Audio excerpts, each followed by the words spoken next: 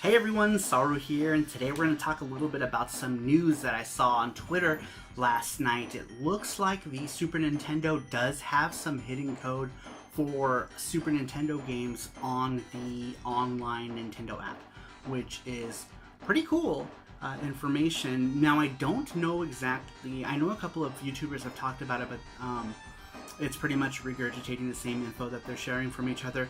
One thing that I did notice from the script file that the user Cappuccino Heck, who's the person who found that information in the dump of the Nintendo Online application itself, is that it shows code for looks like 20-something games. And let's just go ahead and go through the actual list of games, and then I'll go ahead and talk about the actual string data itself. So let's go ahead and talk about the list of games that are going to be on this Nintendo Online, or what people are speculating is going to be on the Nintendo Online. The first one is Super Mario Kart, which is a classic. We have Super Soccer, The Legend of Zelda: Link to the Past, Demon's Crest, Yoshi's Island, Stunt Race FX, which is a good one, Kirby's Dream Course, Poppin' Twinbee, which never saw the light of day in the US, Star Fox, Contra 3, Kirby Superstar, Super Ghouls and Ghosts, Kirby's Dream Land, Super Metroid, Super Mario World, Pilot Wings, F-Zero, Super Punch-Out!, and my favorite Super Nintendo game, Legend of the Mystical Ninja, Super Mario All-Stars, Breath of Fire 2, and Star Fox 2, which, interestingly enough, doesn't look like it's going to remain an exclusive on the Super Nintendo Classic, which is nice. If it does actually come to fruition that it's part of the online service, then that's really cool. I can't wait for this to happen. Now, the question is how long is it going to take for them to actually trickle them down? Because they first got to actually put the emulator out, which the code was found for, and a lot of speculation. Like, some people have already said that there's multiple emulators on here in the script, and I don't think that's the case. Going into what's in the actual script itself, if you look at the script or the strings file that was actually posted on Kapu's Twitter, and you open that up, and it looks like it's got all the descriptions for the games that are in there. It looks like the descriptions for the games in Japanese and the descriptions for the games in English, along with descriptions for the games for the NES online service itself. But if you look at the one for Twinbee, it looks like the Poppin' Twinbee description is in Japanese. There's no English description in it, which makes me think that maybe when you launch the application in Japanese, you'll see the Japanese lineup if you're using a Japanese account. But it looks like, I don't know for sure, because it does look like it's all the same list in Japanese and in English. So maybe Poppin' Twinbee will be in English as well, or will be in the US store, maybe not in English, but accessible to people using the English app as opposed to the Japanese app. I just find it funny that there is no description for it, and there's descriptions for all the other games. So it makes me think that maybe it might not be on the English store.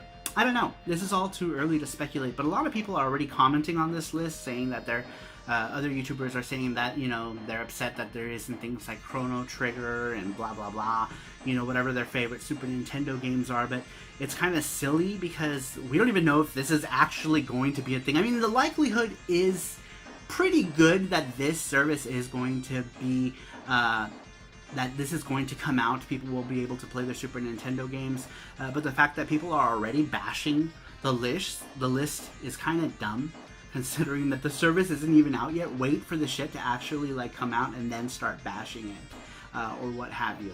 But I'm kind of happy in a way, because it's actually more that's going to be coming out for your online service, if it is part of what you're paying for. Hopefully Nintendo doesn't try to pull some shit and charge you more money to get these games in the future, because that would really suck, you know, because they're already kind of just trickling down the NES titles that we've already played over and over again with the service. Granted, the service, if you're paying for the $20 service, you're only really paying like $1.67 a month for the service, and basically you're paying for the ability to play online. And so getting the NES stuff is kind of an extra perk of the online, and it's not bad, except that we've all already played like this Nintendo stuff like over and over again in many different ways. So it'd be nice to kind of see some Super Nintendo stuff start trickling out. I just hope that they don't take forever to do it.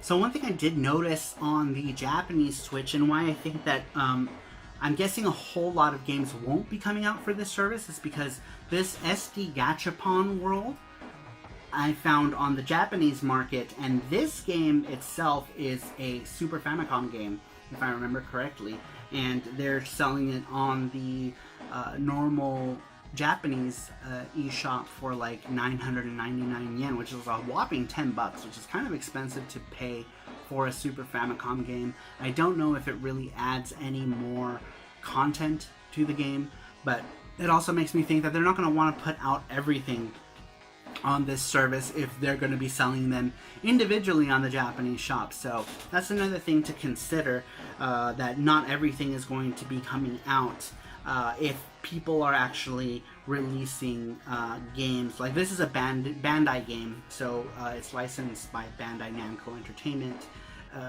By the looks of it, they're going to be putting out games on the shop that people are going to be buying on an individual basis, so it makes me think that not all the Super Nintendo library will be coming out, and that's safe to assume because there's going to be licensing issues between different people, and then there's companies that are just no longer around.